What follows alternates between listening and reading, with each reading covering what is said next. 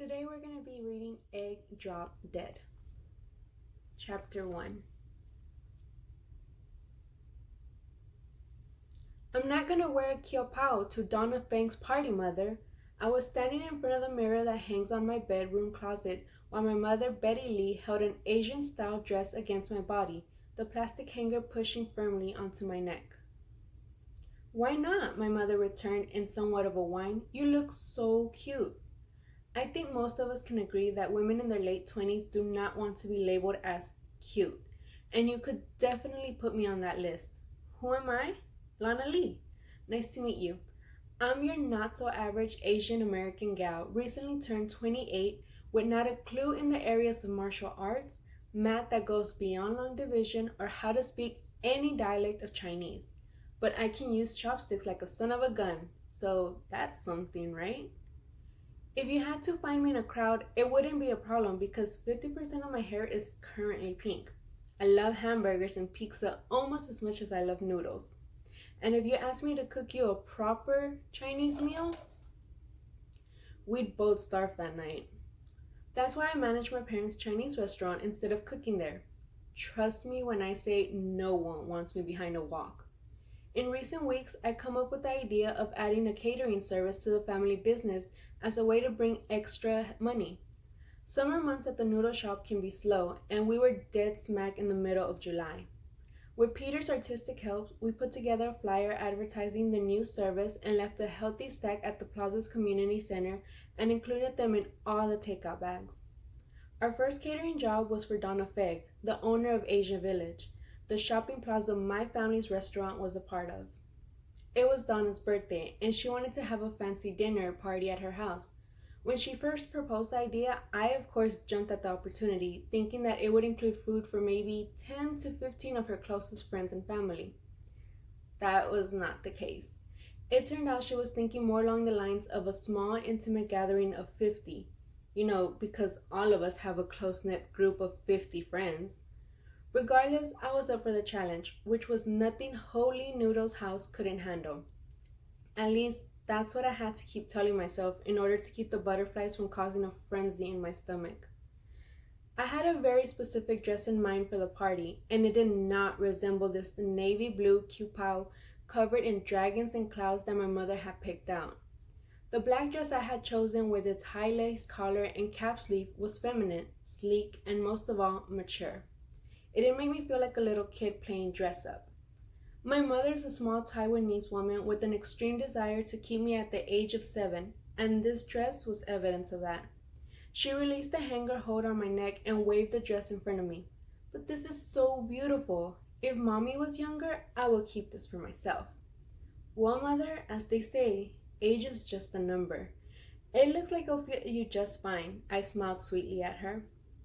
She scowled in return and laid the dress on my bed next to Kikoman, my black pug, who had been watching our every move with intrigue. Kiko sniffed the sating material before letting out a groan that might have been mistaken for a very human sound of misery. When my mother turned around to face me, she planted her dainty hands on her hips, as was her customary stance when speaking to me, and jutted her head forward with determination set in the dark brown eyes. Everyone else is working will wear the same dress. This will show high class. So Peter's gonna wear that dress? I responded with a smirk. My mother did not find it amusing. You are not funny, Lana Lee. I glanced back at the dress on my bed. Neither's making me wear this dress. Why? My mother asked. Your sister's okay wearing this dress. She did not give Mommy such a hard time. That's because she's a kid. Hello! A cheerful voice yelled from the living room. We're in here, I shouted back. It was my best friend and roommate, Megan Riley, and hopefully she could talk some sense into my mother. Kiko hopped down to the floor and wiggled her curly tail as she went to meet Megan, who was on her way to join us in my bedroom. Her blonde hair was ironing board straight, and she was dressed in a black t-shirt and skinny jeans, most likely coming home from a shift at the Zodiac, a bar where she works. Lately, she's been working at a mixture of random hours due to staffing problems they were having. I could never be sure when she'd get home and when she'd need to run off to start pouring drinks. Oh, hey Mama Lee, she said, giving my mother a hug. It's nice to see you. My mother looked at her, squinting as she assessed her. You look skinny. Ma, you always say that. She squeezed my mom's arm playfully and turned to me. What are you guys up to? Want to get some dinner or something? You came just in time. I grabbed her, grabbing the dress from my bed. My mother wants me to wear this. I shook it at her. Isn't it ridiculous? Megan took the dress from me and looked it over. What's wrong with it? Don't you think it's a bit cliche? I think it's cute. I threw my hands in the air. Exactly. My mother groaned. Megan laughed and handed the dress back to me. Stop being so stubborn, Lana. It's just one night. I'm not being stubborn, I replied as I gave the dress in my hand the stink eye.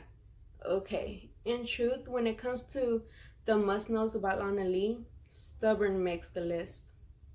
The next evening, after lots of internal debate on the merits of wearing the dress I had purchased for myself versus the dress my mom was insisting I wear, I decided not to create unnecessary waves and give in to her request.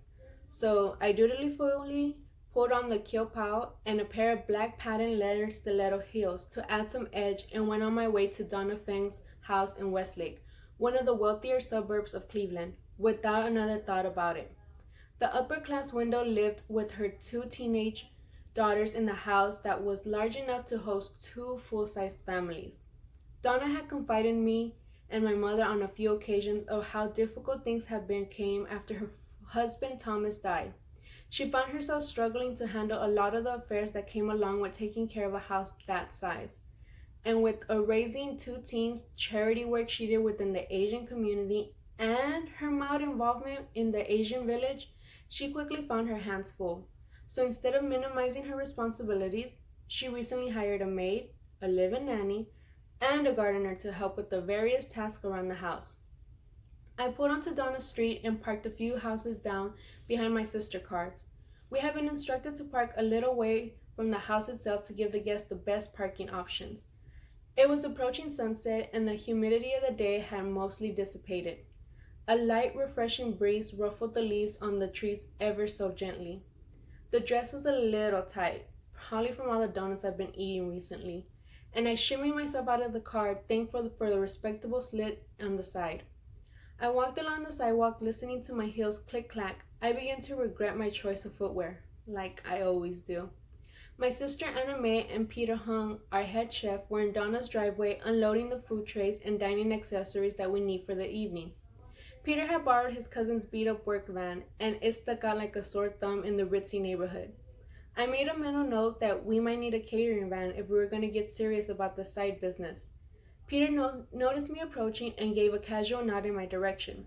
His normally ball-cap covered head was bare, and his shaggy black hair looked like it had been trimmed and slicked back. Also missing from his typical apparel were the beat-up combat boots he wore in the kitchen at Ho Lee Noodle's house every day without fail. In their place was polished square-toed dress shoes. He noticed my assessment and spoke before I could say anything. My mom said I had to, so don't give me a hard time, okay? I wasn't planning to say anything, I lied, biting back a quip about being a mama's boy. Even though we often tease each other about this kind of things, I knew that him dressing up was no joke. You look sharp. Thanks. I feel weird though, and they're so not cool to cook in. I told my mom they were gonna get ruined. She didn't care, so whatever. Anna Mae batted his arm. Stop saying you look weird. You actually look like a grown-up for once. I regarded my sister with a quick assessment. Of course, we looked very similar in our matching kyopaos, but she had gone for classy and I gone for sassy. Her hair was impeccably done in a French braid, not a hair out of place. Classic pearl necklace and matching bracelet, French manicure nails, and sensible kitten heels, whereas my hair was French braided and swept up into the side in a messy sort of way with strands of pink left on my face, thanks to Megan's ability to copy hairstyles from magazines. I chose bold silver jewelry, chunky rings, a cuff bracelet, sparkly chandelier earrings, and of course, these stilettos. As I thought about them, my sister's eyes landed on my feet and she snorted, Lana, you're gonna die in those shoes within the first hour. I'll be fine. Let's hurry and get this stuff inside so Peter can move this van. I'm surprised Donna hasn't said anything about it yet. As the three of us walked inside, I cringed as the toe of my shoe started to pinch. But you know how sometimes you focus on the smallest inconvenience of life, not realizing that things could be so much worse? Yeah, this was gonna be one of those times.